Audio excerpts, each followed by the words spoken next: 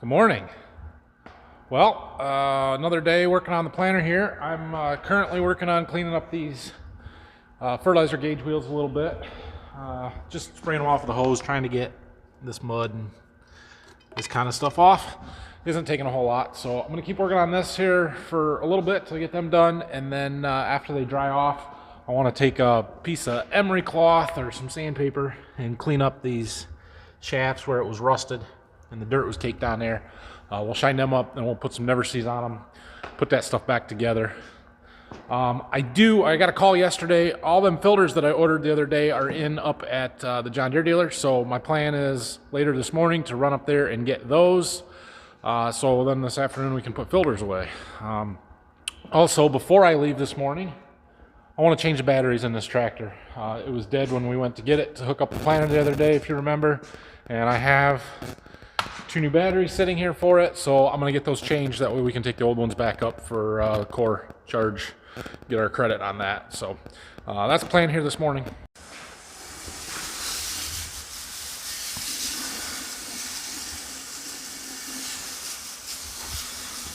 That one was really dirty. Might have to get a brush, actually.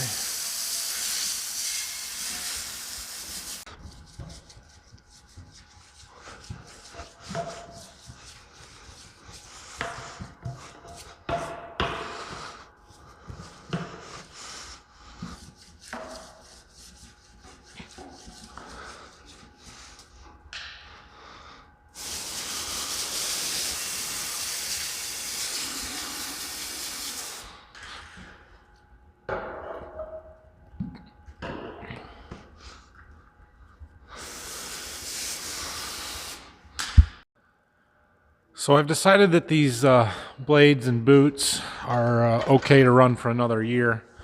However, I do want to go through and adjust them just a little bit. Can you see there's a gap between that blade and the boot there? You want them to run as tight together as possible without it dragging and stopping the disc from turning. So there's a bolt right here that just kind of pushes in on that a little bit. I'm going to go through and just snug them up a little bit to take some of that gap out of there.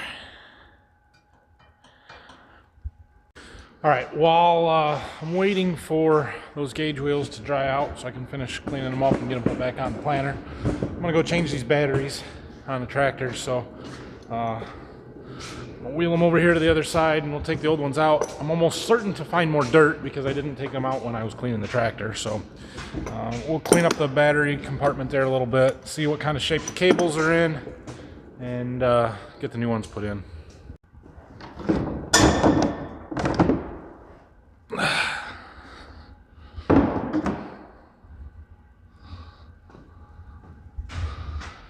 They do not make them super easy to get to. We got to take this bolt off and then the negative clamp here. We'll see if we can slide them out enough to get to the positive one.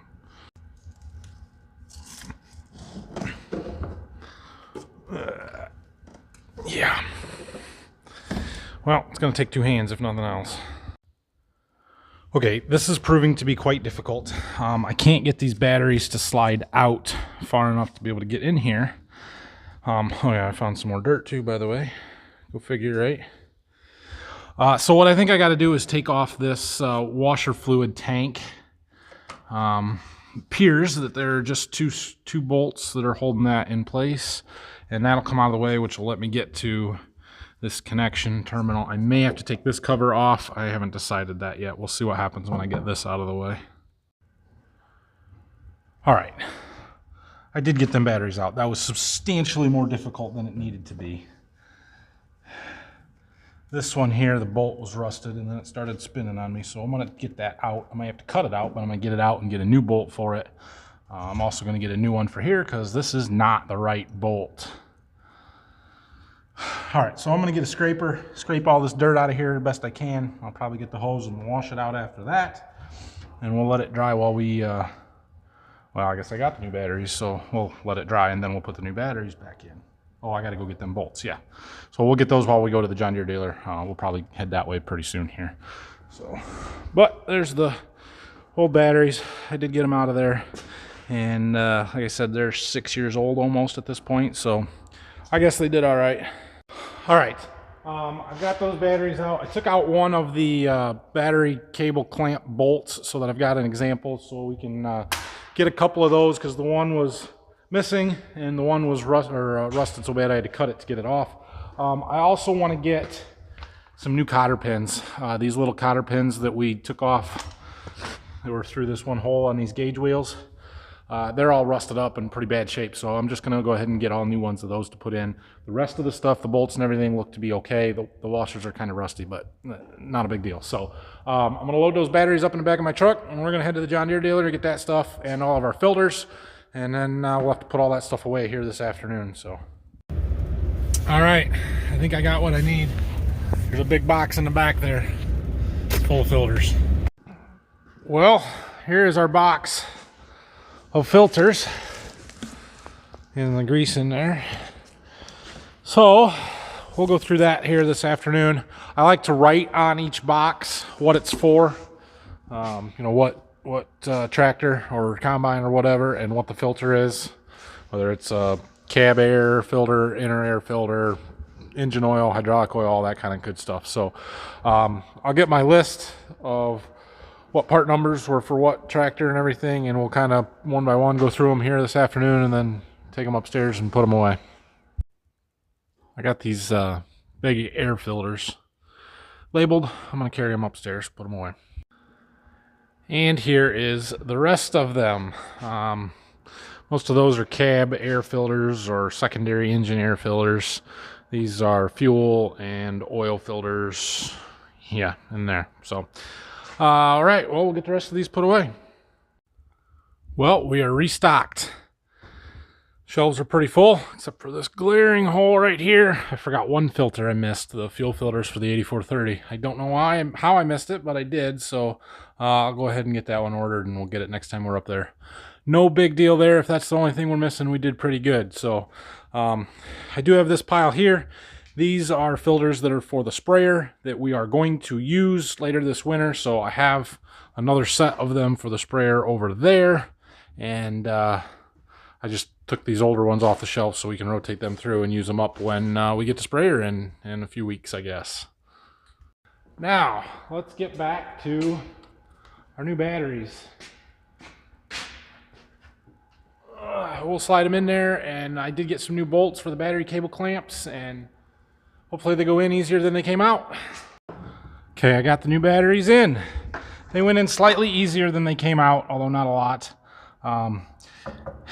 This washer fluid reservoir is in the wrong spot. I get that there's probably not anywhere else to put it on this tractor, but dang, that spot sucks because it's in the way of getting at the battery. So I actually had to take it off and spill washer fluid everywhere, getting stuff apart, and yeah, that was no fun. So anyway, it's on there now. Well, I guess I haven't tried it, but we should be good to go. I almost forgot to write the date on the batteries. So here's what I'm doing for these gauge wheels. Basically, step one is to clean up this shaft, and I'm just using a piece of sandpaper. More or less, we just wrap it around it and keep rubbing until it's clean. After we get the shaft cleaned up, we take our Never Seez and my makeshift brush holder, get a little bit, and we coat the entire shaft in Never Seez. Once that is coated, we come back over here. That shaft goes through the hole in the center all the way through, so it's sticking out the other side. Then we grab one of our bolts and it goes through there. And if we can get that wheel in just the right spot, which I don't know if I can do one-handed, right there. So that goes through and it holds that gauge wheel up exactly where it needs to be, and that's what controls the depth. So the blade will cut through the dirt, the wheel will roll on top of it, setting the depth of that disc blade. So now we put our nut on, and then we'll tighten that up. Once the bolt is tight, take a washer, put it on the end of the shaft, and then we take one of our new cotter pins and go through this little hole and bend the end of it over so that it's locked in place. And that's the process. Do it over 16 more times. Well, I've got 4 done now, so we're a quarter of the way through it.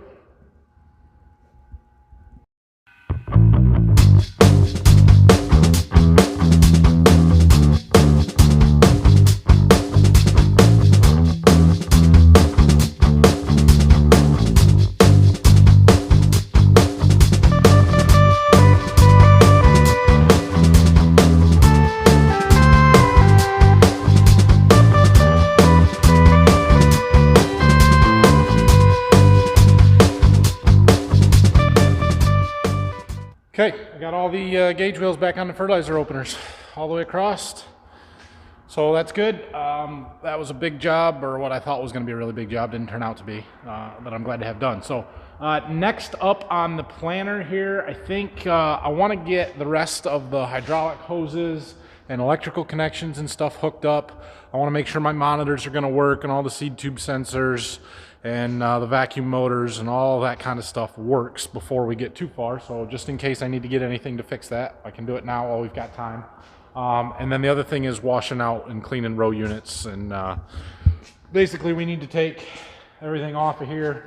We'll take off this hose, this door, undo the latch, and there's a cable here and a wire harness under there. And then this entire meter comes off, and we can clean this out, take it apart, get these seals cleaned up, clean up this door and everything. We'll pull out the seed tube. Yeah, you can see this is still pretty muddy. Definitely got a little bit of 2019's planting season in there as well. So we're going to pull those out. We're going to clean them out inside and out, and just make sure everything's clean and working like it's supposed to. Sometimes them seed tubes in there, they can get some buildup inside of them. And there's actually a little electronic eye, a sensor in there that senses the seeds as they drop past it. And so we need that to be clean so that that can sense the seed and make sure that we're not getting skips and doubles. And that's how the monitor tells us how good of a job we're doing. I also want to go through, and I'm probably going to replace chains.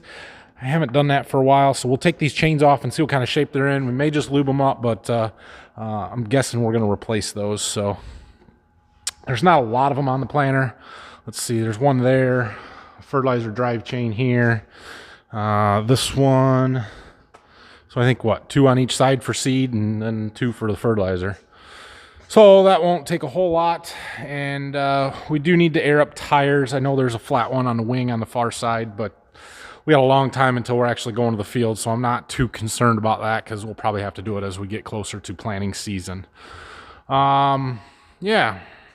So the planter's not going to be in the shop for as long as I thought it was. I thought this might be a long project going through stuff, and it was going to take me a while. Turns out nothing was really that bad of shape, which is good. It means it'll go a little bit faster than I had initially anticipated. So hopefully, definitely not this week. Today's Wednesday, but maybe sometime next week we'll actually get this out of here and we can bring something else to work on, which will be good. So that's going to be all for today. If you guys have any questions or comments, be sure and leave them down below. Hit the like and subscribe buttons for me if you would, please. I appreciate it. You can find me on Instagram and Facebook at Borderview Farms. Hope you guys are still enjoying stuff. And yeah, have a great night. I will see you tomorrow, most likely.